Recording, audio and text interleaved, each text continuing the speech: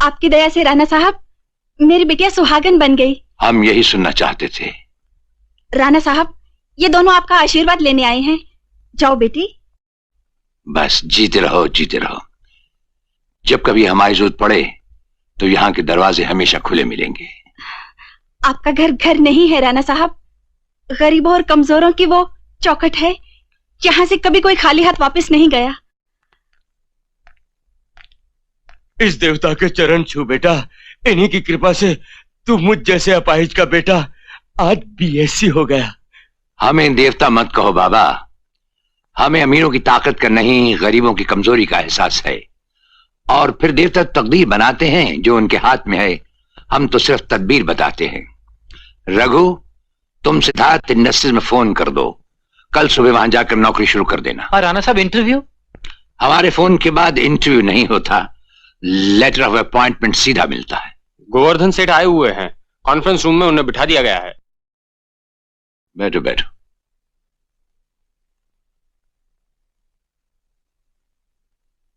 मामला क्या है? मामला तो सिर्फ 25 लाख रुपए का है राणा साहब, लेकिन जो आदमी हजम कर गया है वो है सोनू बदमाश दादा। दादा तो इस दुनिया में सिर्फ दो हैं, एक ऊपर वाला और दूसरे हम। बोलो बात क्या है? आज से 5 साल पहले सोनू क्लब खोलने के लिए मुझसे 20 लाख रुपए कर्ज ले गया था। सूद मिलाकर आज 25 लाख हो गए। उसके घर और क्लब के कई चक्कर काट चुका हूं, लेकिन लौटाने का नाम ही नहीं लेता। आते मंगल को यहां आकर तुम अपने 25 लाख रुपए ले जाना और उसमें से ब्याज के 5 लाख तुम अपने नाम से कस्तूरबा अनाथालय को दान कर देना।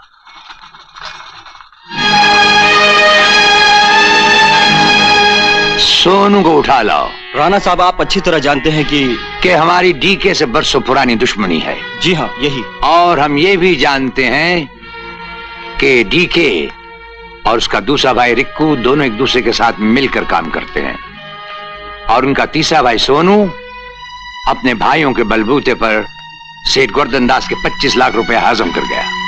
लेकिन सोनू को छेड़ने का मतलब होगा हमारी डीके के साथ और गहरी दुश्मनी।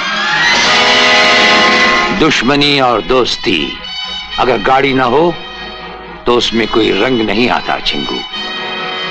हमें सोनू जिंदा चाहिए 24 घंटे के अंदर। इस काम के लिए मुन्ना और ताहिर को भेज दें। हमें सोनू को उठवा कर लाना है, जिंदा, मुर्दा नहीं। तो फिर ये काम कौन करेगा? सिर्फ एक आदमी, और तुम लोगों ने अभी उसे देखा भी नहीं। और सोनू कभी ख्वाब में भी नहीं सोच सकता कि वो हमारा आदमी होगा।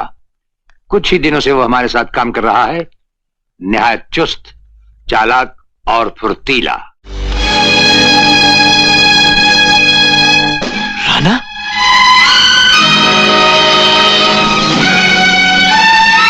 सुना है तुम बहुत बड़े दादा बन गए हो। हाँ राणा। हाँ नहीं कहते, राणा को जी कहते हैं। मुझे पिंजरे में कोई कैद नहीं कर सकता।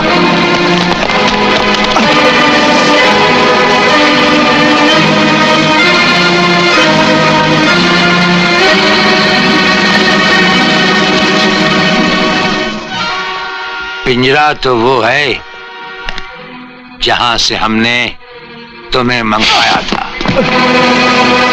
ये तो शेर की गुफा है, यहां अगर तुमने करवट भी ली तो समझो मौत को बुलावा दिया।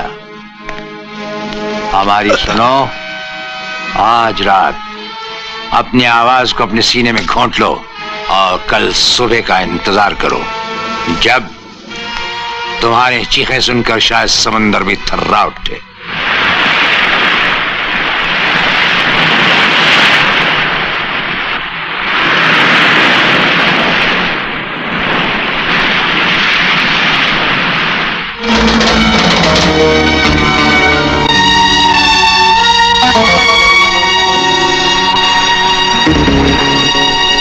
जिसे हम यहां लाते हैं उससे सिर्फ एक बार सवाल पूछते हैं, और सोनू हमारे कान ना नहीं सुन सकते। अगर ना सुन ले तो हमारे कानों से अंगारे निकलने लगते हैं, और ना कहने वाले का हशर ये होता है। अब बोलो, रुपया वापस ला रहे हो या नहीं?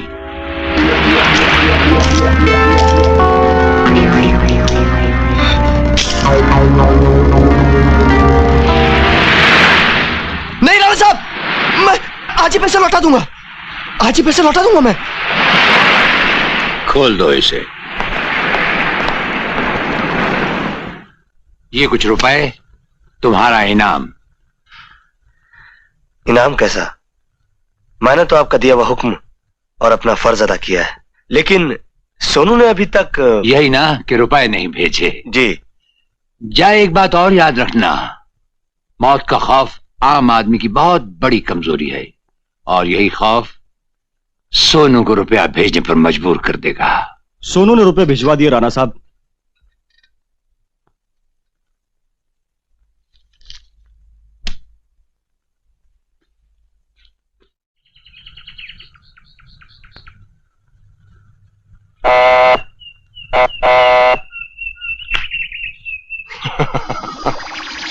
माफ करना बापू, आखिर तुमको तुम्हारे प्राइवेट टेलीफोन नंबर पर लपेट ही लिया। क्या करें, मजबूरी थी, क्योंकि तुमसे बात करना बहुत जरूरी था।